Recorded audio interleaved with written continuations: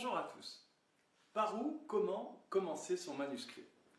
Il faut d'emblée intéresser le lecteur à votre œuvre de peur que distrait par l'environnement des concurrents, piles de manuscrits dans une maison d'édition, piles de livres dans les librairies, choix pléthorique de lecture numérique à un clic, il ne vous abandonne.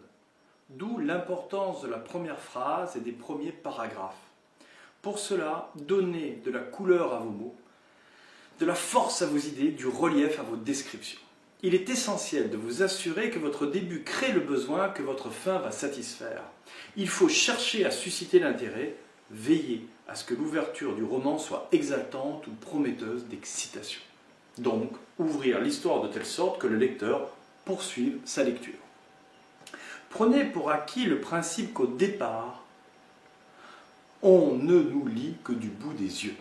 Il faut donc tout faire pour que votre lecteur les garde ouverts, le temps pour lui de s'intéresser au devenir de votre fiction.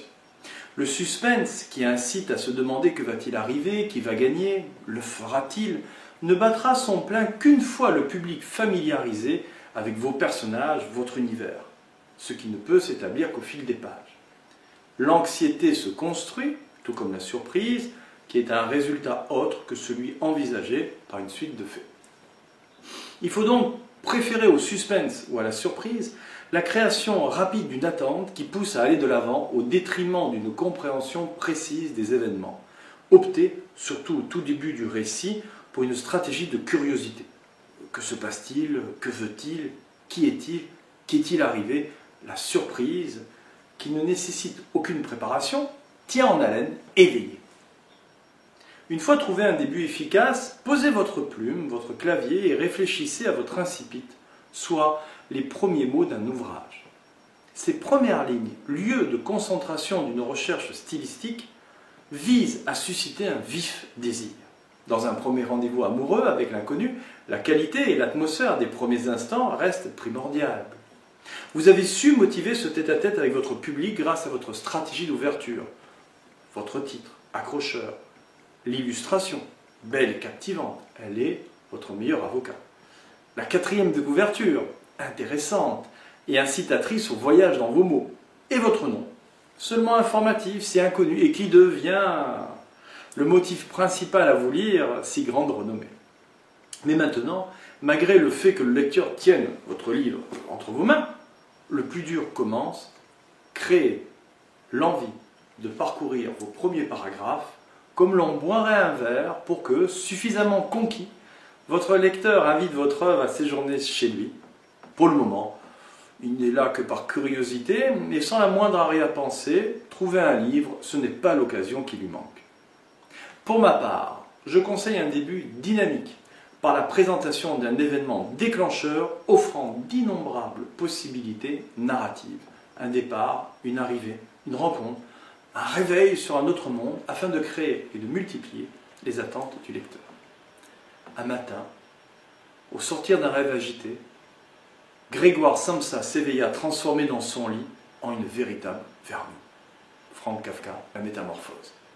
André Del Lungo, dans son incipit romanesque, nous dit « Les témoignages des écrivains ainsi que les analyses des manuscrits montrent souvent les difficultés de cette recherche par les hésitations de l'écriture et par l'importance du travail stylistique que tout incipit présuppose. » Pour ne citer que quelques exemples classiques, il suffit de penser au grand nombre de variantes qui, dans les manuscrits balsaciens, se concentrent au début des romans, ou encore aux réécritures successives de certains incipits de Flaubert, sans parler du spectaculaire jeu de correction, rature et rajout, même par insertion de feuillets collés, qui caractérise le début de la recherche de Proust.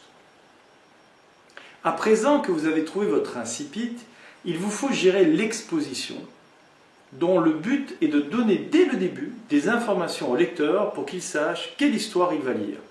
Trop d'informations amènent la confusion, pas assez l'ennui et l'impatience. Comme les univers de fantaisie et de science-fiction diffèrent du monde connu, il faut dire en quoi consistent ces règles et montrer l'étrangeté de l'endroit tout en évitant les accumulations de clichés et toute perte de vraisemblance. Le lecteur doit connaître de qui et de quoi parle l'histoire. Vous devez commencer au plus près de l'élément déclencheur qui vient casser l'équilibre, soit avant son apparition, après une présentation simultanée de la situation, des intérêts et des personnages, précédant le coup d'envoi de l'histoire, soit juste au début de l'arrivée de l'élément déclencheur qui occasionne le démarrage de l'histoire, que le lecteur découvre en temps réel, ou juste après le début de la rupture de l'équilibre, du statu quo, la balle du conflit est alors en jeu et le lecteur plonge en pleine action. Demandez-vous, quel est le père de votre histoire? P-E-R-E. Tout récit contient ces 4 éléments. Le P de personnage, le E d'événement, le R de réflexion, le E d'exploration. Trouver la majuscule dominante, c'est connaître l'esprit de votre lettre et bien attaquer son en-tête. L'histoire de personnage qui raconte la transformation du rôle d'un individu dans la communauté devrait démarrer près du point où il commence à essayer de changer de statut et se terminer quand la lutte, la résistance à cette mutation cesse. Si votre histoire parle d'exploration, de découverte d'un monde, d'une civilisation, elle devrait s'amorcer quand le protagoniste arrive dans la contrée étrange et se conclure à l'instant où il la quitte. Dans une histoire de réflexion, qui a tué? Pourquoi ce peuple a-t-il disparu? Qui a volé le sceptre? Le récit devrait débuter en soulevant une question de l'enquêteur et se terminer une fois la réponse donnée. Dans une histoire d'événement qui raconte que l'ordre du monde bascule, l'histoire devrait commencer non à l'instant où le monde plonge dans le chaos, mais au moment où le personnage dont les actions sont les plus cruciales se trouve impliqué. Elle s'achève quand un ordre nouveau est établi ou l'ancien restauré. La narrativité est le jeu du suspense et de la tension, qui dépend d'une histoire contée chronologiquement. De la curiosité créant le cortège des attentes, produite par une exposition, une explication retardée, et de la surprise, résultat du surgissement des informations jusqu'alors inconnues mais fondamentales, ou des retournements situationnels importants. Comme le dit Flaubert à Madame des Génettes, toute œuvre d'art doit avoir un pivot, un sommet, faire la pyramide. Le récit est un enchaînement de faits reposant sur la présence d'une tension interne entre ces faits, créée dès le début du récit, entretenue pendant son développement et trouvant sa solution dans son dénouement. Cette tension interne ne faisant sens que mise en rapport avec un sujet susceptible de l'éprouver, c'est-à-dire le personnage. Alors, le temps du récit devient l'espace où se transfuse par le biais d'histoire le vécu de l'existence. Comprenez qu'une intrigue ne fait pas une histoire. Seuls les personnages, s'ils incarnent le miroir de l'âme humaine, possèdent cette force. Il faut donc bien penser leur création, insuffler de véritables motivations pour que la tâche à accomplir devienne semblable à une sorte d'obsession et qu'elle permette à votre protagoniste de trouver en lui la force de se battre pour elle. Ceci est un peu moins vrai dans les nouvelles, où l'on peut se focaliser sur une situation où seule l'idée peut servir de prétexte. L'enfant qui vient au monde est un monstre, on l'enferme dans un sous-sol, mais l'enfant grandit et c'est lui qui maintenant ordonne et qui emprisonne son entourage dans les tentacules de la peur. Nouvelle superbe de Richard Matheson. La première image est un outil puissant pour rendre une atmosphère et suggérer le sens de l'histoire. Nous devons maîtriser la première impression produite par le héros.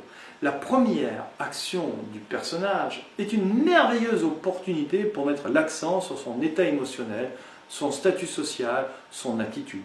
Comme le dit le monde du spectacle, soignons notre entrée et réussissons notre sortie. Toute histoire pose une série de questions. Celles liées aux événements font avancer l'intrigue, mais seules les questions dramatiques qui permettent de partager les émotions, les actions du protagoniste accrochent le public. Avons-nous envie de passer du temps avec vos personnages? Un personnage n'affrontant que des problèmes de la vie sans conflit intérieur, malgré sa valeur, peut nous paraître vite fade. Le héros qui, sans raison, s'enfonce par imbécilité dans des complications même exponentielles, au lieu d'attirer notre pitié, peut ne réveiller que notre détachement. Les premières scènes doivent donc rapidement engendrer l'identification ou l'empathie du lecteur avec le héros, en lui donnant des objectifs, des motivations, des désirs, des besoins universels ou une blessure psychologique profonde dans lesquelles on peut se reconnaître. N'oubliez jamais que l'histoire antérieure, qui réunit toutes les informations pertinentes sur un personnage, et son passé, et l'exposition, qui apporte tous les renseignements nécessaires au public pour comprendre les enjeux, font partie des savoir-faire les plus difficiles à maîtriser. Voilà qui annonce clairement toute la difficulté et l'importance de bien commencer son récit, mais maintenant, répondons à la cruciale question, comment commencer une scène? Nous tenons notre récit. Nous pouvons résumer son essence en une seule phrase. Nous tenons le thème de notre histoire. Exemple, la trahison. Nous connaissons sa destination. Nous devons nous unir pour vaincre. Maintenant, il va falloir y aller, l'écrire, mais par où commencer? Évitons de perdre du temps sur le futile et attardons-nous sur l'important. Laissons respirer les grands moments. Démarrons surtout nos scènes à la rupture de l'équilibre, du statu quo, au moment où cette nouvelle force rentre dans le récit pour rendre évident ce qui ne peut plus rester caché.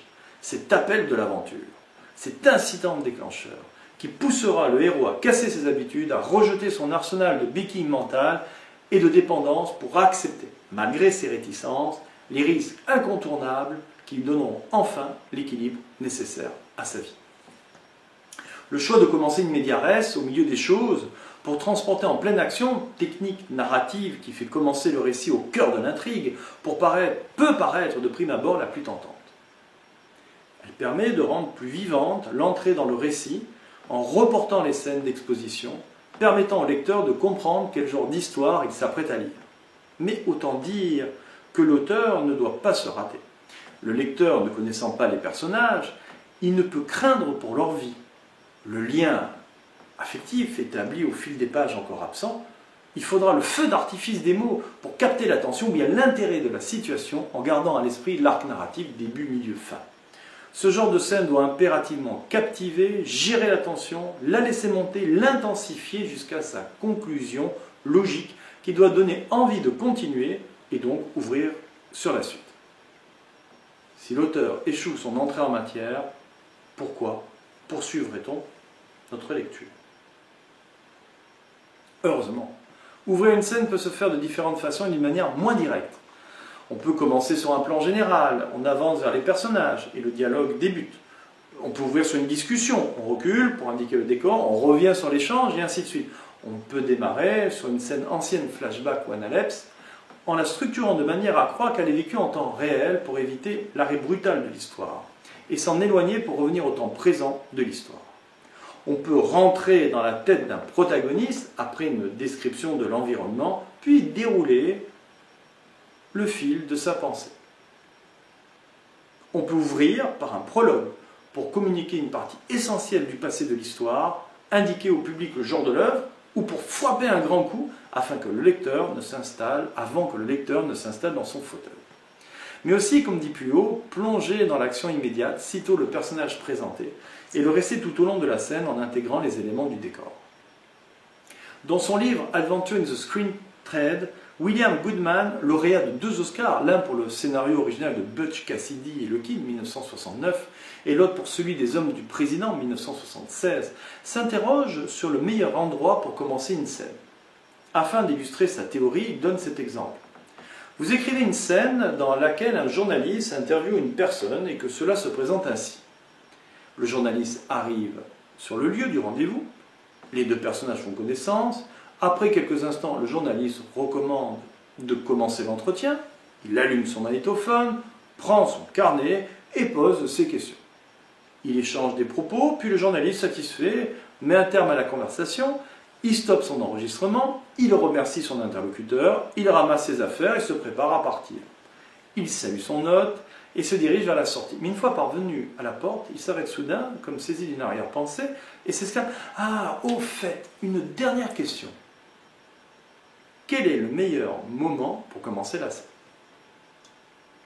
Lorsque le journaliste arrive? Quand il branche son magnétophone? Au cours de l'entretien? À la fin? À aucun de ces moments, d'après Goldman. Il pense qu'il faut démarrer cette scène lorsque le journaliste est sur le point de partir et se souvient d'une dernière question. Quel est donc le moment propice pour commencer une scène? La responsabilité de l'écrivain consiste à conserver l'intérêt et maintenir la tension du lecteur. Pour cela, sa règle générale de créateur devrait le conduire à entamer chaque scène tard, sans sauter aucune des étapes clés nécessaires, et de la terminer tôt. Il devrait ouvrir chaque scène de 3 à 6 lignes avant la révélation de son objectif et la quitter sur une tension dramatique. Si l'on démarre trop tard, on la surcharge de lieux communs, des dialogues redondants et des descriptions bavardes, mais partir trop tôt pour éviter le surplus, avec un but dramatique non encore établi, la rend trop courte et procure à son intrigue un aspect vague et bancal. Chaque fois que l'on commence une scène, il faut avoir à l'esprit son but premier, qui est de capter l'attention du lecteur, sa curiosité et faire avancer l'histoire. Elle doit en général commencer alors que l'action est déjà entamée, en cours de conflit. On ne superpose pas le temps réel écoulé d'une scène dans la vie à sa durée fictive dans le roman, pour éviter l'ennui du public. La difficulté, pour l'auteur non expérimenté, et même pour les autres, est que l'on trouve, telle la mère pour son enfant, le moindre geste de notre héros touchant, le moindre rhume alarmant, et son univers toujours fascinant. Pour tenter d'éviter ces épanchements, vérifions la capacité immersive de notre création et posons-nous 3 interrogations. Est-ce que la scène que nous écrivons semble vraisemblable dans la situation et vraie au sujet de la condition humaine? Si tel n'est pas le cas, retravaillons-la. On doit donner l'illusion du réel, faire réaliste. Ouvrons une parenthèse. George Sand a indiqué, avec finesse, correspondance avec Flaubert, en quoi consiste le vrai réalisme. L'art doit être la recherche de la vérité. Et la vérité n'est pas la peinture du mal. Elle doit être la peinture du mal et du bien. Un peintre qui ne voit que l'un est aussi faux que celui qui ne voit que l'autre. La vie n'est pas bourrée que de monstres, la société n'est pas formée que de scélérats et de misérables.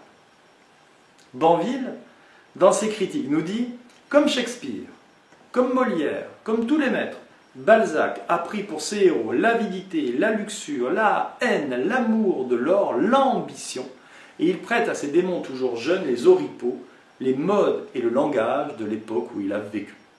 Le fait d'écrire pour les gens de l'imaginaire ne libère pas de cette nécessité, faire vrai.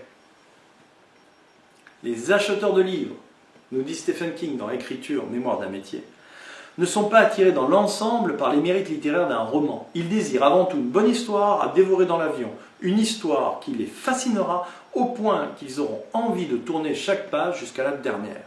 Écrivez ce que vous avez envie d'écrire, insufflez-y la vie et rendez votre texte unique en y mêlant ce que vous savez de l'existence, de l'amitié, des relations humaines, du sexe et du travail. J'ajouterai que si nous arrivons en plus à greffer au rebondissement attendu d'un livre d'aventure l'effort d'écrire, le souci plastique, le parti pris d'en faire un objet d'art, nous obtiendrons une œuvre durable. L'ouvrage le mieux composé, orné de portraits d'une bonne ressemblance, rempli de 1000 autres perfections et morné, si le style manque, Chateaubriand, Mémoire d'outre-tombe. Le roman vit de vérité, non de déformation. Fermons la parenthèse. Est-ce que la scène inventée fait avancer l'histoire? Si tel n'est pas le cas, supprimez-la. Pourquoi l'écrivez-vous? Pour quel résultat? Voilà ce que vous devez avoir à l'esprit. Chaque scène doit servir à grandir votre histoire, nourrir l'intrigue en caractérisant vos personnages mis en situation, en apportant des informations importantes sur votre monde. Note 1. Veillez bien entre chaque scène à penser vos transitions.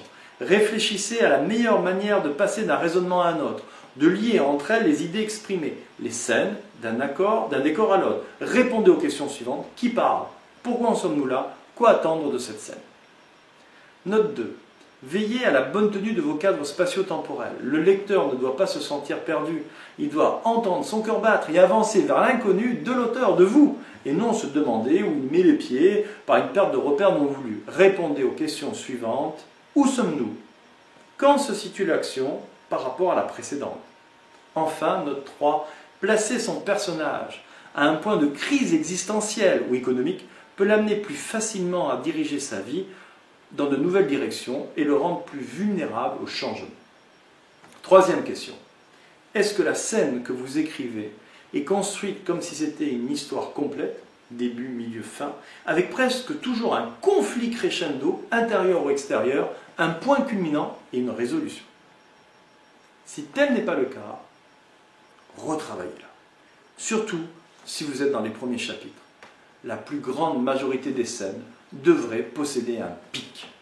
Le P pour présentation, premier contact, point d'attaque, personnage, lieu, enjeu, sujet de la crise. Le I pour intensité, interaction, incompréhension, interdiction violée, l'épreuve d'un conflit interne, moral, émotionnel, externe, danger, une information qui pousse à agir, à l'affrontement de deux personnages principaux. Le C pour crescendo, crise, confrontation, climax, point culminant du conflit, et pour sa conclusion, l'un des personnages atteint son objectif, les portes ouvertes sont fermées et ouvrent sur d'autres lieux. Pour obtenir un pic, il faut penser le plus souvent en termes d'action et non de contenu. Même dans les scènes d'exposition, pour éviter le bavardage et faire qu'une scène relativement statique devienne dramatique, émotionnelle et dynamique. Répondre par l'affirmative à ces trois légitimes interrogations devrait garantir le succès de votre scène. Il faut ainsi essayer d'envisager son histoire telle une succession de scènes reliées par un lien de causalité entraînant le roman tout entier. Et l'on devrait les écrire les unes après les autres et le mieux possible. Ces scènes ou séquences unies, connectées par une même idée, l'action, le personnage, l'enjeu dramatique, qui peuvent souvent se résumer en un mot, une course-poursuite, une révélation, un piège, forment le chapitre, le squelette ou la colonne vertébrale du récit. Chercher le contraste entre les scènes peut grandement aider à dynamiser vos chapitres. Alterner des scènes longues et courtes, des scènes visuelles et de dialogue, des scènes spectaculaires et intimistes. Entrecroiser des scènes traitant de sujets différents pour les rendre plus marquants. Chaque chapitre devrait se voir comme une nouvelle réussite, le muscle de l'intérêt sans la graisse de l'ennui, avec son début, son milieu et sa fin, mais où la fin ne serait pas une chute sans suite, mais un domino en faisant tomber un autre. Je vous souhaite une bonne écriture, et pour vous accompagner, permettez-moi de vous présenter ces ouvrages. Celui-ci, Comment écrire, raconter une histoire et réussir sa fantaisie. Vous y trouverez, voyez-le comme une boîte à outils, qui vous permettra de régler tous vos problèmes, ou d'y réfléchir, mais de toujours vous indiquer où pourrait se trouver le nord, vous permettant d'accéder pleinement au cœur de votre récit, à lui donner toute sa force. Mais aussi, celui-ci, comment on devient écrivain, et le travail du style, si bien évidemment vous êtes très curieux sur la qualité stylistique. Il y a aussi de très très bonnes réflexions sur qu'est-ce qu'un écrivain, et surtout que l'écriture soit une canne pour s'appuyer, et non pas une béquille pour marcher. Enfin, si vous voulez vous libérer des tensions quotidiennes et voyager vers un ailleurs, je ne peux que vous présenter cet ouvrage, L'ailleurs est ici, qui représente des recueils de 4 nouvelles, 5 auteurs, superbes, intéressantes, passionnantes, et surtout où le début a été travaillé pour essayer de tout de suite vous capter et vous amener vers un ailleurs qui est ici. Je vous remercie de votre intérêt et à très très bientôt à vous découvrir. Au revoir.